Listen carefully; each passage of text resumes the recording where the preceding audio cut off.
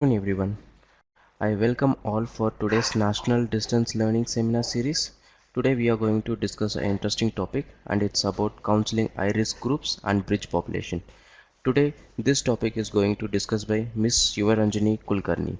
She is currently working as Senior Vertical Manager in School of Vocational Education at Tata Institute of Social Sciences in Mumbai. She is a professional in the field of counseling and HIV/AIDS. She has uh, she has around 13 years of experience in development field. She has worked in Maharashtra State AIDS Control Society for approximately 6 years in various capacities. She has also worked as capacity building manager for 5 years in Saksham, a national level project of Tata Institute of Social Sciences, and it was funded by Global Fund. The aim of the project was to enhance the capacities of HIV counselors. While working in this project, Ms. Kulkarni has contributed in the development of various capacity building strategies and manuals for master trainers, supportive supervisors, and counselors. She has also contributed in the development of integrated training manual for HIV counselors, which were jointly developed by NACO and SACSHAM. And then I request all the ART center to counselors to attend this session, because this is going to be like very special session for counselors as well as the other ART center staff. Thank you. And then now I request Ms. Sivaranjani Kulkarni to take over the session. Thank you.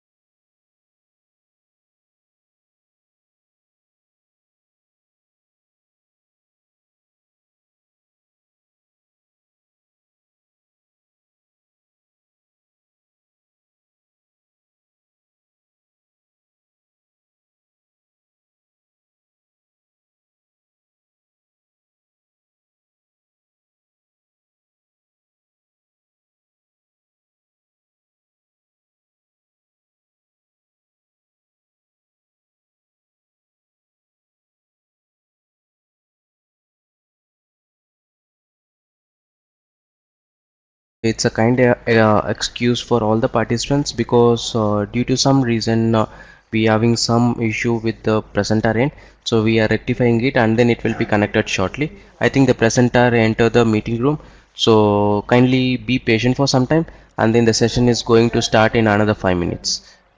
Thank you for being patient.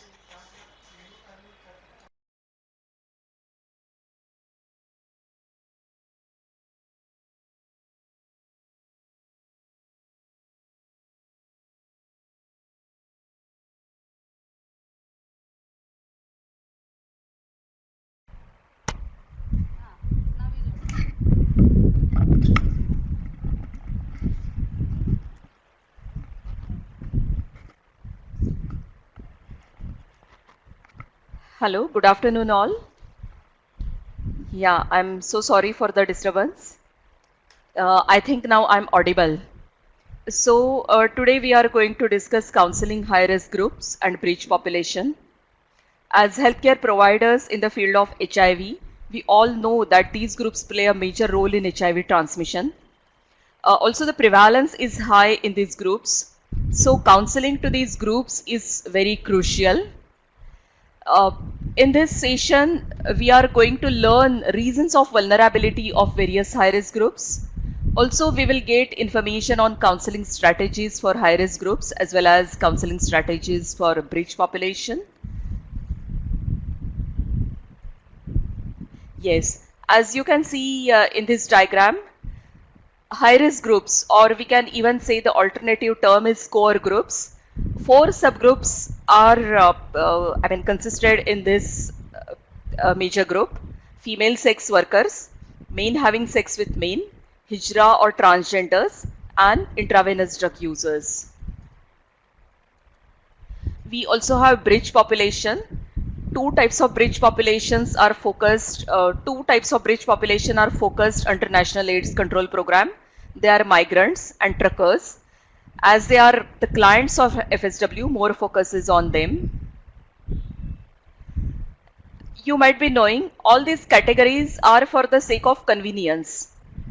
The categories are overlapping. For example, FSW can be an intravenous drug user and a migrant worker can be MSM. So the categories are overlapping. However, they are made for the purpose of understanding the vulnerability and also focusing on certain strategies and planning for certain healthcare services to these population. The same counseling skills which are used in any counseling are used while counseling high-risk groups as well as breached population. For example, in any counseling we use empathizing, we use unconditional positive regard, we use listening skills, and the counseling skills are same for these groups as well.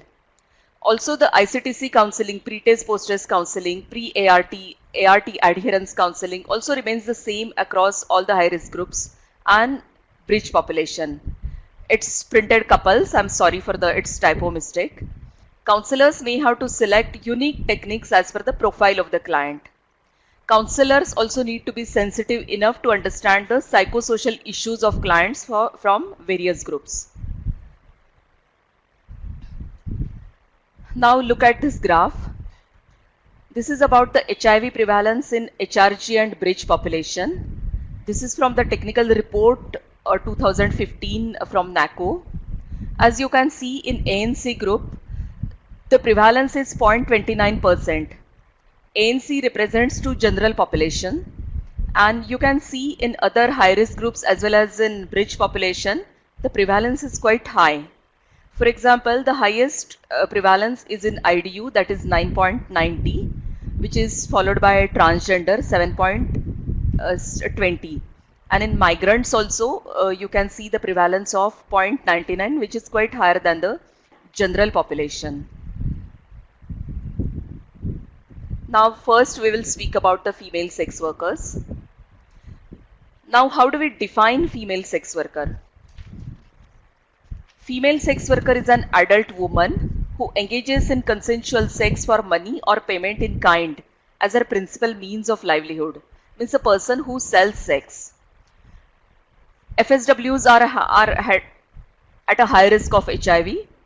As a result of interventions among FSWs to control HIV infection, prevalence in this community is declining. However, it is still higher than among the general population.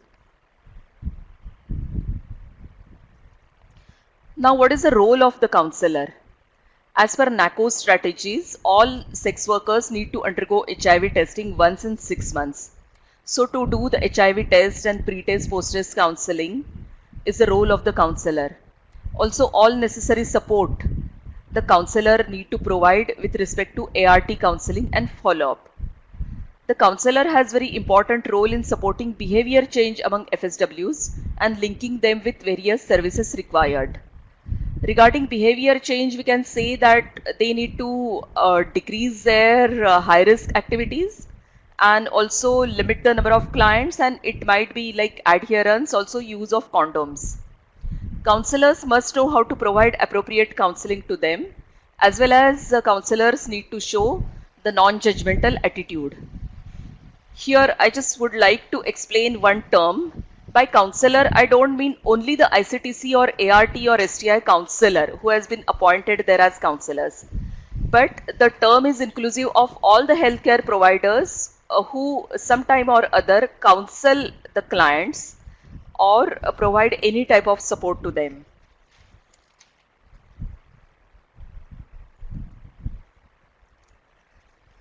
Now the types of sex workers. There are various types: brothel based, street based, lodge based, dhaba based, home based and highway based. The above categories are often overlapping and fluid. For example, a brothel-based sex worker can also work on street and also on lodge. The risk also differs from the type of uh, their types of sex work. For example, home-based sex worker has more risk than the brothel-based sex workers. This is because many a times home-based sex workers cannot keep condoms with them for the reasons of secrecy, which is comparatively easier for brothel-based sex workers. So counselor need to assess the risk of sex workers which they are facing.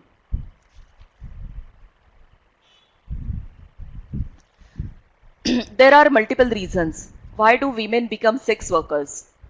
Some of the examples are they become sex workers through trafficking. They also have lack of other options to look after themselves and their families. Also, they become sex workers due to various traditions they follow in their religion or in community. Like example is Devdasi in Karnataka or in South Maharashtra. Now, why sex workers are vulnerable? Why they are vulnerable to HIV, STI, and so many other diseases? There are multiple reasons. For example, one of the main reason is stigma and discrimination. We don't consider them as part of our regular society, and so stigmatized and discriminatory treatment is given to them, which leads to marginalization and it increases their vulnerability. Also, other factors are multiple sexual partners, poor use of condom, then other social disadvantages, violence, and so on.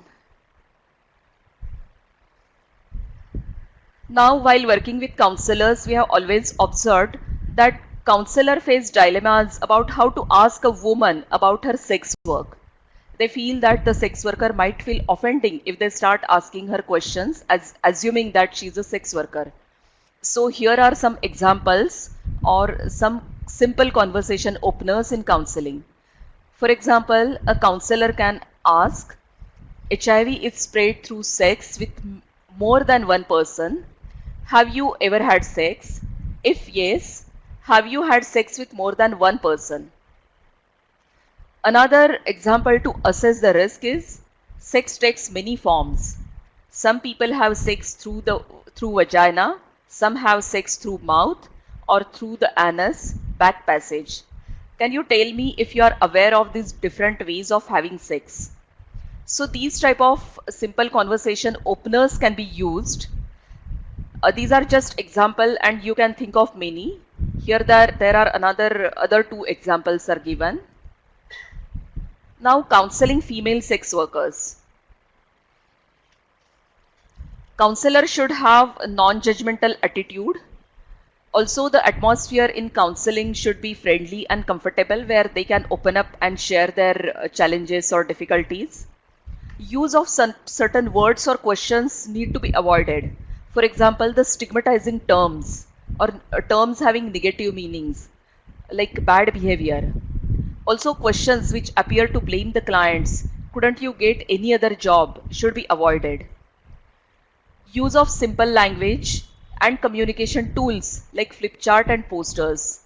Because of language related problem, also because of literacy level, you need to use these type of media to explain the various concepts and convey messages. Also, use of locant term is advisable.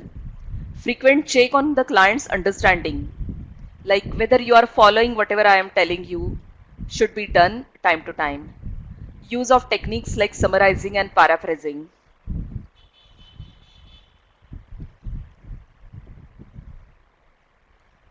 Also, the counselor need to do detailed risk assessment of the sex worker.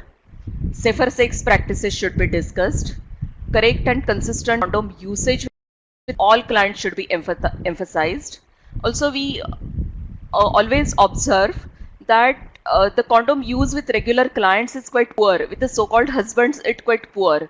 So the correct and consistent condom use should be emphasized again and again. Discuss the importance of regular STI checkup and HIV testing. Also, for positive clients, pre-ART or adherence counseling should be done as per the requirement.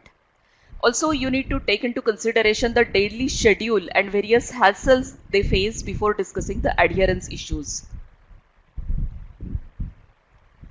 Also, identify the health problems and refer for regular treatment. Like for example, TB referral is required. Also, there can be any other problem, and the referral for health checkup is advisable. Linking sex workers with various TI NGOs and with social protection schemes also is necessary, and that is also one of the major role of counselors. Now we will I think there is no audio. I'm getting some message. Just a minute. Yeah. Okay. Yeah. Got the message that we have audio. I'll continue. Men having sex with men and transgender. This is another group. Some common terms which are used in this context are kothis, panthis, hijras or transgenders, and bisexuals. First, we will discuss what does these means. Kothis. Kothis are the receptive partners, and many a times they might have feminine looks. Panthis are usually insertive partners in the sexual activity. Many a times Kothis and Panthis they are the overlapping or fluid categories. Means sometimes Panthis can be Kothis and vice versa. There is another category which is not mentioned here, that is double decker, means the person is both Kothi and Panthi. The third category is Hijra or transgender. Hijra feels that he or she is not represent to the person or the gender by which they have bond with. For example, a man feels that he is not a man, she is a woman, and by mistake he has been trapped in a man's body, and therefore he tries to dress up like girl, behave like a girl. So he does not believe in his biological gender or biological sex. The difference between Kothi and Hijra is that Kothis also sometimes have feminine look and have feminine behavior sometimes, but still they accept that they are a man or they are a woman. Means they don't claim that they have been trapped in a wrong body, which is different in case of hijras or transgender. Also, there is the last category, bisexual, where the person have sex with the same sex partner as well as opposite sex partners. Now, why MSM and transgenders are vulnerable? Stigma and discrimination. As we all know, we don't accept the person with some different sexuality or different sexual orientation, which leads to marginalization, and therefore they become vulnerable. Also, usually they engage in anal sex. The sexual activity also is initiated quite early. Inconsistent and infrequent use of condom, and also they are in sex work. These all factors lead them to vulnerability. Counseling MSM and TG clients. Counselor need to have non-judgmental attitude. Detailed risk assessment to be done for all clients. As I said about the counseling techniques in sex workers counseling, use simple questioning techniques. For example, HIV is passed from one male to another male through sex. Have you ever had sex with another man? You need to ask this question to all the male clients who come to your center. If the man says, or if the client says yes, then you can ask him, can you please tell me how? One way that HIV is transmitted through anal sex. This could be between a man and a woman or between two men. Have you ever had anal sex? So these are some examples for conversation openers as well as to overcome the embarrassment to ask certain questions. Here there are some more examples which you can use. Also, counselors are requested to ask about oral sex as well as vaginal sex. It is safer not to assume that a person enjoys or prefers sex only in one type of way. Ask about condom use in all sexual encounters. For example, asking how often do you use a condom? requires the person to estimate the answer rather than do you use a condom every time you have sex, which may draw a socially desirable answer. So the counselor should focus on getting more and more information and not the socially desirable answers. Ask about problems with the use of a condom during sex with another man as well as with a female partner. Ask all clients about the symptoms of sexually transmitted infections. In MSM clients, we also observe the oral presence of oral STI, and this also need to be checked. Now we will discuss the life stressors of MSM TG. Usually what we observe, most of the counselors counsel MSM or TG clients about the risk of HIV, ART, STI and so on. But MSM and TG clients also face various other difficulties which affects their vulnerability. For example, they have difficulty with self-acceptance. Like I'm a man, for example, and I'm feeling like I'm a woman. So this itself creates the dilemma in the mind of that person, and therefore they face the problem of self-acceptance. Also, there is no acceptance by the community, by the society. Coming out is difficult. They try to remain invisible, which creates a lot of stress. If their identity or if their behavior is disclosed, they face a lot of discrimination and harassment. They also have relationship issues. There are many mental health related issues. And so HIV counselors should be aware of all these stressors and should handle all these things carefully. Then only you can successfully counsel the client to control HIV and STI and also follow up with the adherence. HIV counselor need to refer the client to the organization working with MSM and TG or to a clinical psychologist who can handle such issues. Other counseling requirements of a transgender. Apart from these MSM related issues, a transgender face some special issues. There is frequent hormonal imbalance caused by estrogen intake for breast enlargements. Also, post-surgical complications are observed in TG, which is caused by sex reassignment surgery. They also face various psychosocial problems like social ostracism, isolation, depression. Clients can be referred to other trained counseling professional for counseling on these issues. Because many a times our counselors may not be equipped to handle all such issues, but you should not neglect those issues. If you feel that you cannot handle those issues, then request you to refer it to them other professionals. Working to reduce risk with MSM and TG clients. It involves reducing the number of sexual partners, frequent and consistent condom use, moving from more risky sexual acts to less risky acts, and engaging in non-penetrative sex options. At the post-test session, the counselor will have a chance to reinforce any risk reduction measures suggested at the pre-test session. This is also applicable in the other settings like STI and ART. The third category which we are going to discuss further is intravenous drug users.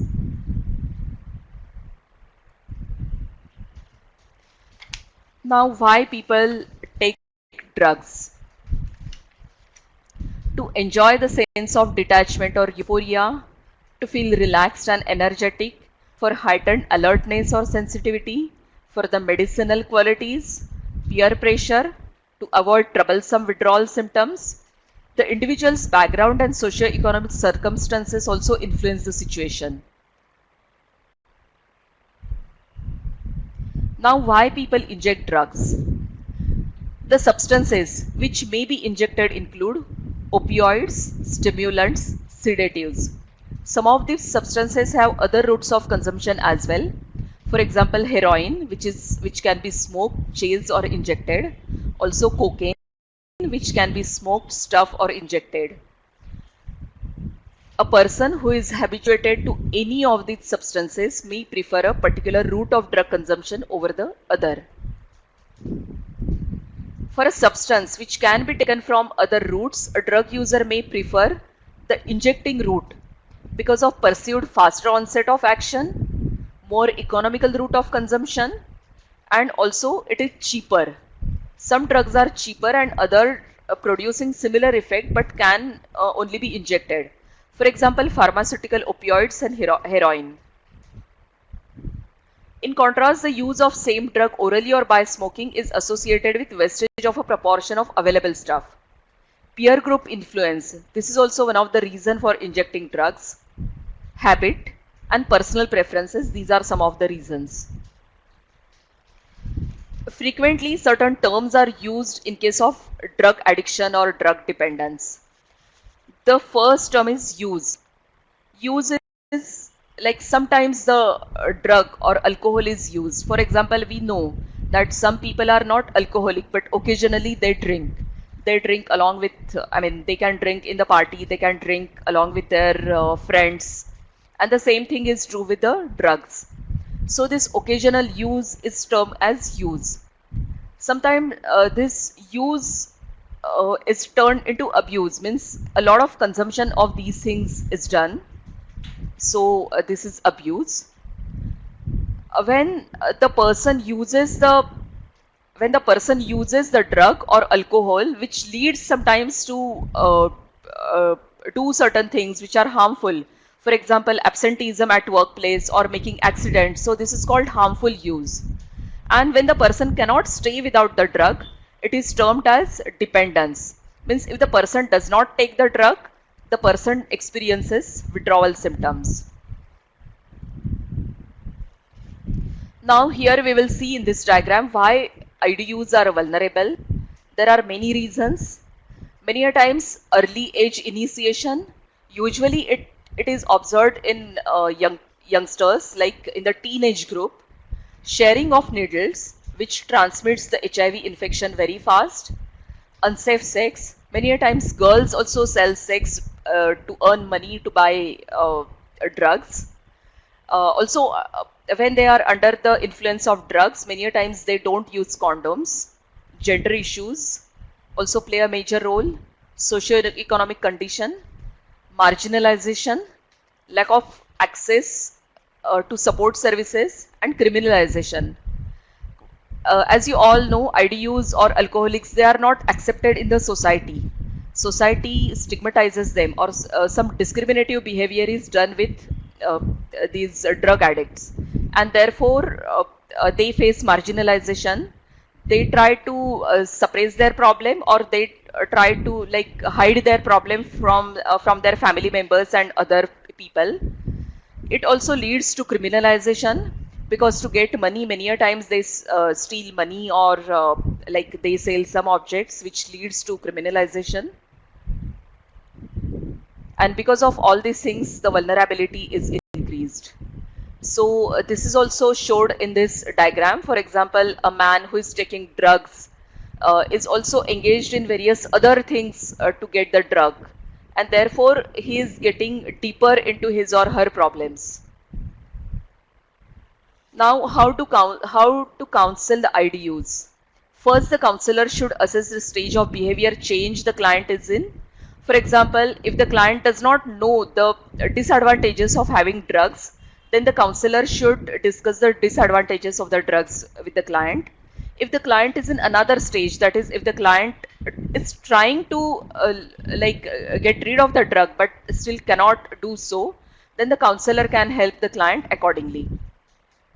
And the counseling techniques are depending on the behavior change phase the client is in. Now, if you ask the client, do you take drugs? Usually you will get a negative answer.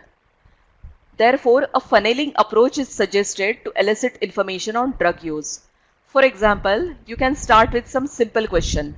Have you ever smoked? If the client says yes, then what have you smoked? Have you ever sniffed any substance? What have you sniffed? So like this, you come to your point, like have you ever taken any drug, and have you taken the drug through injection? Like at the beginning only, if you start asking, are you taking the drugs through injection? They will say no. Risk assessment. Now, as we have discussed in earlier 2-3 examples, these are some conversation openers. Like if you directly ask about drug use or needle use, you might not get the proper answer. Therefore, you can use these openers. For example, we know that one route for spread of HIV is through sharing of needles. Have you ever had any instance where you have had use a syringe or needles? If the client responds yes, follow up with an open-ended question. Could you tell me more about that, please? Then another example is some people like to smoke, some people like to inhale. There may be they may use tobacco or sniff glue or use medical drugs in combination form. Have you ever done something like this? Other two examples are given in this slide. A comprehensive risk assessment will cover following basic details like counselor should ask age, sex, marital status and education. Also, it is very much necessary to note down the details of drug use, what type of drug the client is using, what is the frequency, how much is the amount, mode of use and time of the last dose. Complications with drug use. What type of complications have happened so far? Physical, legal, occupational, financial, marital, social, psychological. There can be another informant with the client and you can take help of the informant as well to get this information. Also assess the high risk behavior. Try to understand the HIV related knowledge and belief of the client. Assess the history for medical and mental illnesses. Get information on current living status and also the motivation level. Means whether the client is motivated to get rid of drugs or no, the counselor need to assess that as well.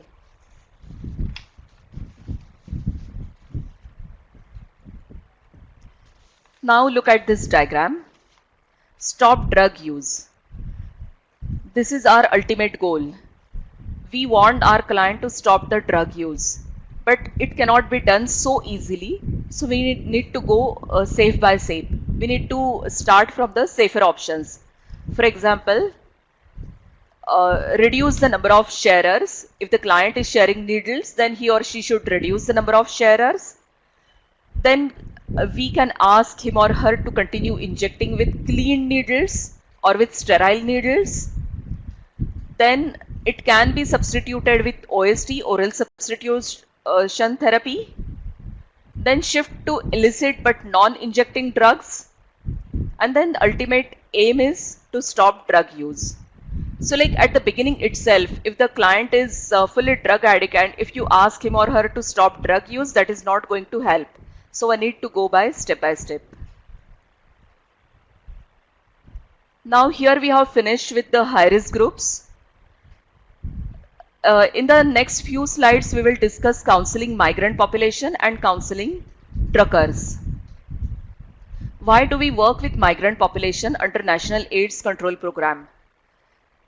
It is an important source of HIV related vulnerability and therefore we work with migrants. Sorry, I'm so sorry. Yeah. What type of migrants are covered under National AIDS Control Program? As we know, people travel from one place to another place to work. And as you are also aware that all migrants are not covered under National AIDS Control Program. So let us first understand what type of migrants do we focus on. People who seek better livelihood and move from their place of origin in rural areas to a known city, that is destination, for earning purpose. And they return back to their origin after 3 to 6 months. Not all migrants are at equal risk of HIV. Men who are part of sexual network at their destination or either with FSWs or with MSM or with TGs are more prone to HIV infection. Female migrants who take up transactional sex at destination location are also at greatest risk of HIV. The focus of NACP is on high risk migrants. So whenever any targeted intervention is started with migrants, in the project staff needs to do risk assessment of the community and then they can decide upon the mode of action or the strategies for implementation. Factors affecting the vulnerability of migrants to HIV. Usually we observe poor access with the health services, low levels of literacy, effect of socio-cultural patterns, inadequate public health campaign on HIV/AIDS in certain areas, lack of communication skills in local language, these are all barriers. Also, the lack of communication skills in local language leads to feelings of loneliness and discontinuity. Migrants also have lack of support network. When any migrant come to the city for the first time, usually, I mean, if they come through some network, they have their own support system. But if they come alone, they are lacking in support networks. They also have certain myths regarding HIV and STI transmission. Economic transition associated with migration. They are also away from the family, and they also have a lot of job pressure, which is leading. I'm so sorry.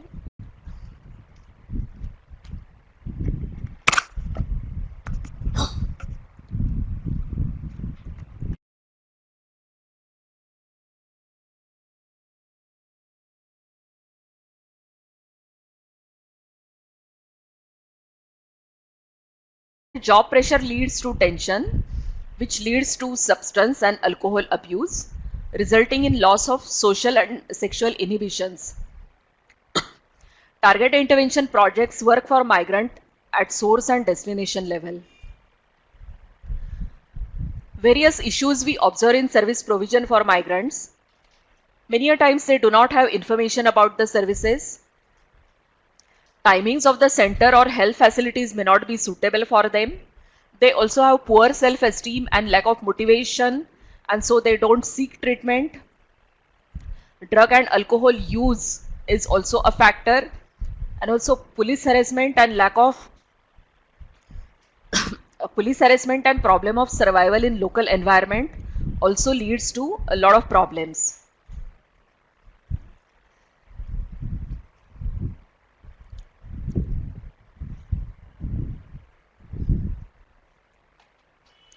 Yes, these are some of the key counseling intervention.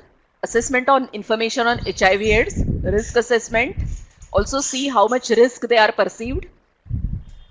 Options for reducing the risk of transmission, demonstration of condom use, and mental preparedness to test and how they will deal with the report. Realistic risk reduction plan need to be discussed with clients.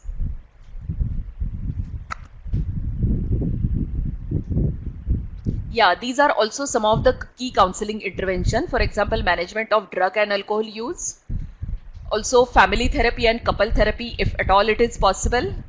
Explore the support system, and also regular follow-up and distribution of IEC material is required. This was all about migrants. Now the last group, which is counseling truckers, which we will discuss.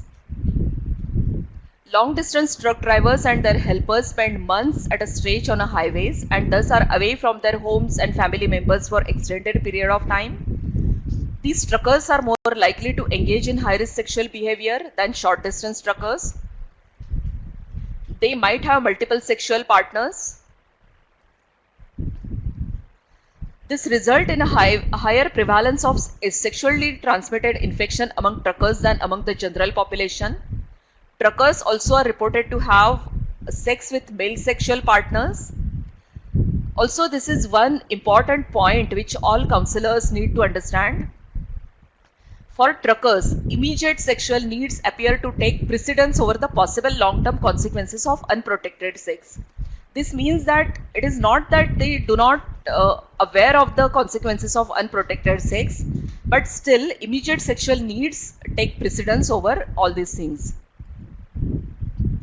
Surveillance studies indicate that the prevalence of HIV among truckers in general population may be more than 10 times higher.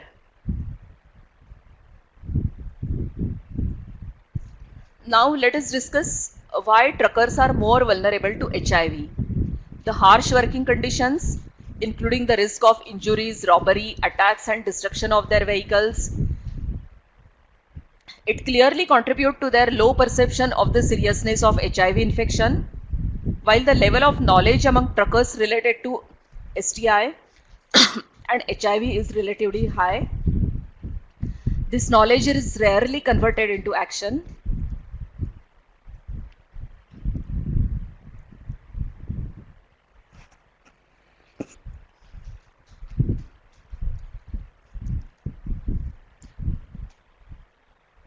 Also, lack of concern for self and false sense of security due to improper understanding or interpretation of information. It leads to risky behavior.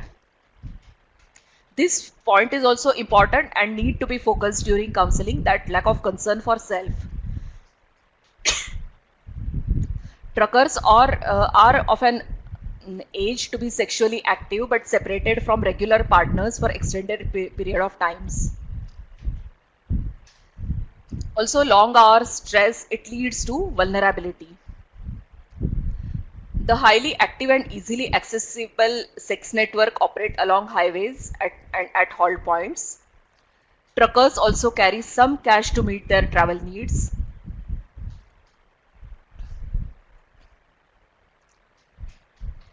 While truck drivers has money to access services of the sex networks, the cleaner or assistance is deprived of such privileges, but they may take the opportunity to have sex when it arises.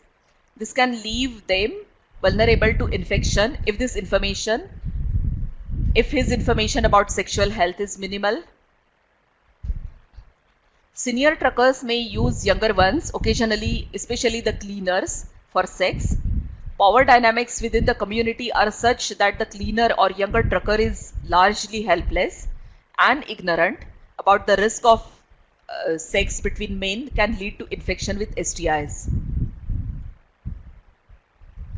Target intervention project with truckers usually focus on STI checkup and treatment, condom promotion, IC activities, linking truckers with various health services, and linking them with various HIV related services. Now, what is the role of counselor? Trucker is a mobile population, and many a times they don't come for follow-up. They come there only once, and hence the role of counselors. The counselor can be ICTC counselor, ART or STI counselor. It's a major role. Counselor need to do risk assessment and discuss the risk reduction plan. Also, counseling should be done on HIV and STI.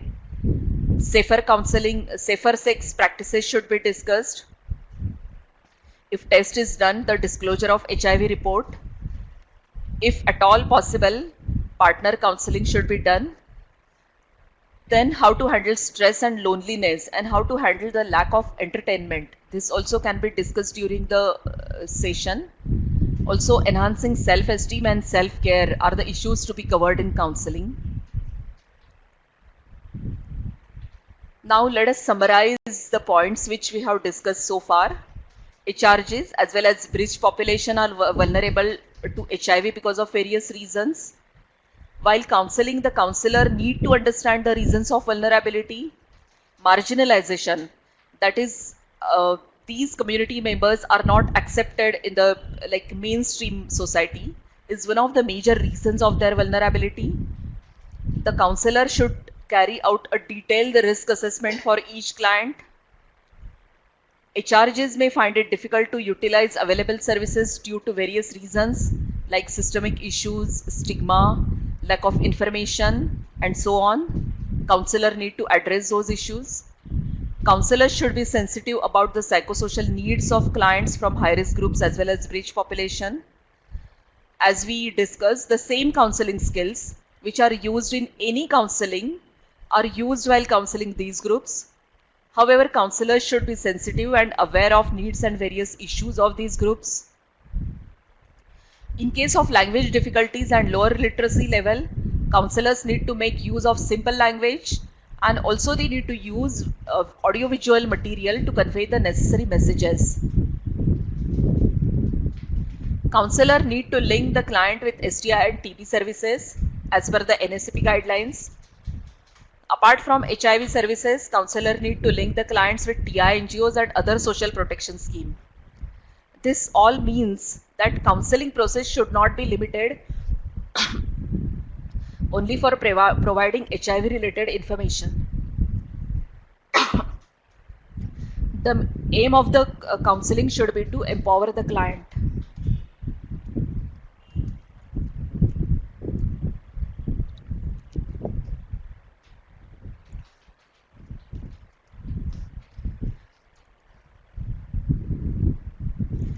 Thank you all for your patient listening.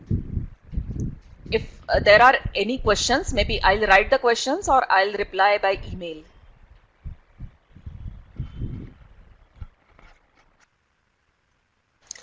Thank you so much for the wonderful session, ma'am. Still, we have some more time. If any participants have any questions, kindly post those questions in the chat box, or else, if any unanswered questions are there, we will send the answers through email. So, and then I'm requesting all the participants to kindly enter the e-poll, which is there on the screen.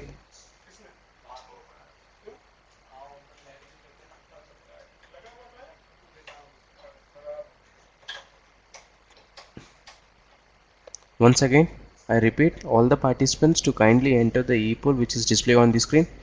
So your feedback will be help us to improve our quality of national distance learning seminar. And then I'm like thanking all the participants for the patient listening. Thank you. Thank you so much.